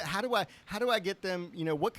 What thing can I say that's just so outrageous that'll get them? He's probably like, yeah, I'm probably gonna make the Mexicans build like, a wall, and then people were like, he hell gets yeah, home, and he was like, probably like, he might get home and he's like, wait a minute, they said. Oh, dang, man, what am I going to do? What rabbit am I going to pull out of my ass now? And then he goes, I know this will get him. And then he goes, we're going to get all the Muslims out of the country. We're going to make them sign up on a registry. Yeah. And people were like, hell yeah. And he was like, fuck. And look now, what's the latest thing? Hey, black people, you can't do any worse. Yeah. What kind of campaign is that? There's a crying baby. Let me call it a loser. Yeah. I mean, like it's comical. Like, and people are still like, "Go Trump." Yeah, and defending this man. I said, it goes back to what he said about cognitive dissonance, and also the frustration with the government. Yeah, but it's sticking it to the man. Here's the thing, and I said this a while back, and I said the for the Bernie supporters that were disappointed that he didn't, you still do have a revolution that you can do. You can get behind Hillary Clinton, even though you don't. And I know, I lost you right now. If you hate Hillary, whatever, I probably lost you and everything like that, and everything. But what I mean by that is that we can if people were to get behind Hillary and vote enough to that she can win by a landslide and completely defeat him, in an astronomical sense, then we can send the message that Republicans, this type of campaigning is not going to work for you. It is disastrous for you, and not only is it it's not just a little bit disastrous. I think they know that, though. I think they're in the same place. Yeah, you have like. I think they're all like, man, what are we? Like we've only got a couple months. What are we gonna do? Cruz was like, wouldn't even give Trump his endorsement. Yeah. Like Cruz. Now, why would he? After everything Trump said about him. I mean, well, you're saying you're pushing people to get behind Hillary. Yeah. In the same sense, could you use the same energy to tell people get behind a fourth party candidate? I could, but to be honest with you, I don't think that people are going to be ready for. I think that here's what I think. I think millennials are ready for a Bernie Sanders. They've shown that, and the millennials are ready for a Jill Stein. But the Gen Xers, like my age, and the baby boomers are not. And I think that it's going to be a few more decades of baby boomers dying off, and Gen Xers, eventually, moving, and the millennials coming up and stuff like that. And then you'll be able to see. I do have hope that it's coming, but I don't think it's gonna. There's just still too many of those left right now, so I don't see it really as a possibility. But on that note, too, I also want to say that I think I was even wrong about my statement about Republicans not doing this again. I see them doing this again in the future for the simple reason is because they're so invested in trickle-down economics and Reaganomics. And, we know how disastrous that's been for our economy. And because what does it do? It filters all the money to the top 1%, and we're seeing that the evidence of that starting to happen after decades of Reaganomics and trickle down economics and stuff like that. And what that inevitably is going to deplete the middle class and put a lot of middle class out of work and make the poor even poorer. And when you have that, when you have a middle class that's dissipating like that, you're going to have anger and you're going to have resentment. And the Republicans, they're not going to abandon Reaganomics, so they have to find another strategy. And it's what's their strategy is to find a scapegoat, and that scapegoat's always been black people and Latinos and Hispanics, and that's what this is really about. You know, it's like we have to. Everybody's angry because they don't have jobs and they're poor, so we can't shed the light. We can't point the finger toward Reaganomics, you know, because that's helping the 1%. That would be and admitting they pay we were us, wrong. That's our bosses Right. paying us to endorse that, you know, because it's working for them. So we have to find a scapegoat. So it's going to be the Latinos and it's going to be the blacks. So until they change their position on Reaganomics, you're going to see more of this. They have no other choice but to scapegoat some group and point it. And like I said, and we have a long history of doing that as a country. We did it even not just with black people. We did it with Irish immigrants and everything like that. Asians. You know, you get it long history of doing that with immigrants. And so that's the only thing that shocks me is that in 2016 we haven't smartened up as a country and realized, hey, this is this same old game. We're still falling for the same old political tricks, and it is a testament to how broken our education system is that we don't have, you know, and nowadays, you know, more than ever, as I said in the beginning, when anybody can make a meme, anybody can make a website and pass it off as a news source or whatever. We need critical thinking to be taught way more than ever has been before. But instead, we're teaching people how to take tests, and it's frightening to me. You know, but I'm sorry, I'm talking a lot. No. But Oh, you're good, these man. are things like I get carpal tunnel trying to blog about on. So that's why I was actually looking forward to coming on this show, and I didn't mean to ramble on. Don't I be know ridiculous. We're probably kind That's- of running short of time, but yeah. Or are we on time? I didn't We mean got to about turn 8 this. minutes I left feel on the like I show. All right. completely NPR'd this whole. That's you no, know? and that's what we hope for. To be Nerded. honest, you know. Yeah, turn this into Okay, like a nerd. this you know? is what we try to tell people. This show, even though we're artists, we want people to see beyond just the artists. Yeah. To see their passion. Yeah. To see their minds, to see their hearts, to see what. That's why else we they're try to doing. keep Yeah. very little performance actually happening in here. Yeah. We both individually we both feel like we provide enough of a platform outside of chocolate milk and waffles for that. This is a different thing that we just happen to be artists doing. So when we have an artist like you who has such a broad spectrum of opinion on subject matter that we feel very passionately about, I say all that to say you've been the perfect guest. Don't apologize for nothing. You're freaking awesome, and I'm more than happy that I have you on the show. That we have you on the show. Forgive me. Anytime you called, and I will definitely come out here. It's been a blast to We come appreciate on you this being show. here. As always, the only problem is no matter how long we run, it always feels like it's too short. We went from an hour to 2 hours, and here we are, still at the end of the show. Like, damn it, we could probably continue this conversation. But I guess in a nutshell, with the seed being planted so deeply of how corrupt and jacked up the system really is, what do you think it's genuinely going to take to incite an actual change? The good news is there is some hope, you know, and if you probably noticed in the past couple of weeks, the Department of Justice ruled that, you know, private prisons, bad idea. That's Bad a idea. big step. That is such a big some step. major step. They ended that. So that is, how does that relate to police brutality? Well, you know, the profiting of imprisoning black people, you know, when the incentive to fine them goes down, you know, I can't help but hope that is going to help reduce some of this. Problem is that we're seeing, forgive me for interrupting you, but we're seeing some of the people that are involved in this, what's in a sense is a form of human trafficking in a way. Getting slaps on the wrists now. Because they're going to trial, but they're getting away with it. A woman could admit, I intentionally doctored evidence to send black people to jail. Probably about 100 of them, maybe more, and 2,000. she gets a slap on the wrist. And 2,000 people. 2,000 people?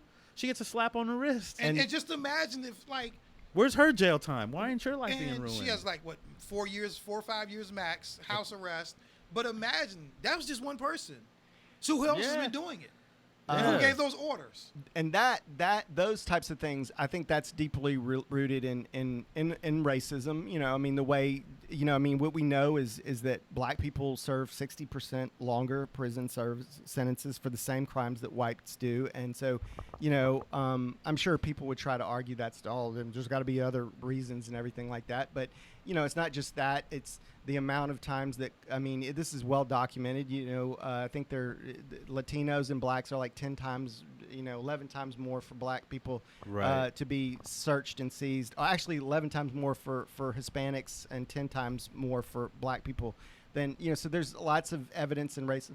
One of the, and I know we're running out of time, I'll share a quick story that came out of the 757. For those of people who say that this just does not exist, and especially in our area, in the 757 Bridging the Gap, we actually interviewed a police officer, and he was very candid with us. He gave an example of himself, you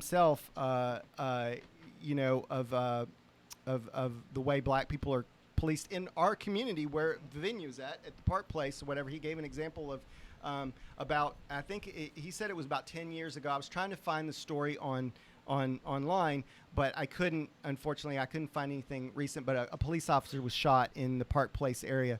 I couldn't find the story online, but I have no reason to believe that he wouldn't lie about this. But anyway, he said a police officer was shot.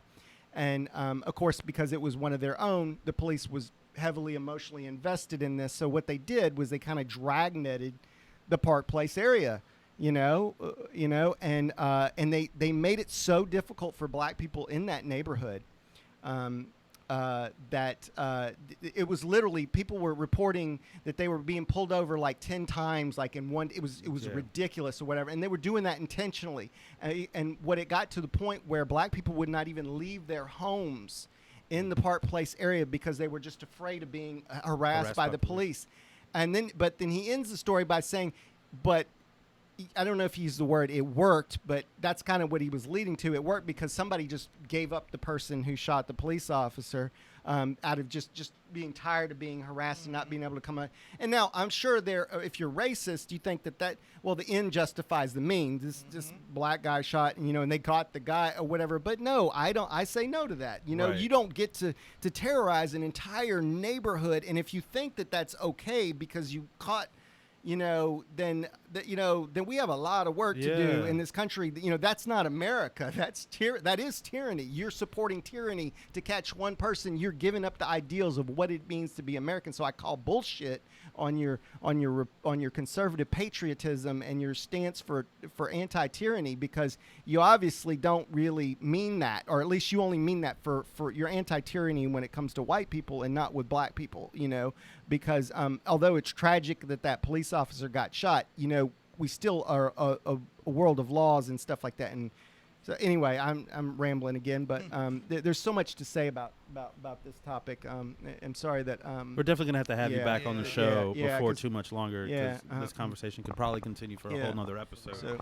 But thank you again for being here, Chris. Definitely. Everybody, this has been Chris Fallon. We have been Chocolate Milk and Waffles. Justin, thank you for doing what you do with us every week. Yeah, don't forget tomorrow night, Arts Out Loud, BioLaFusion.com. Sunday night, Feature Sunday at the venue on 35th Street in Norfolk, Park Place's own. That's right, and remember, we do what we do. Because we includes you. P.S. Good night, everybody. All right.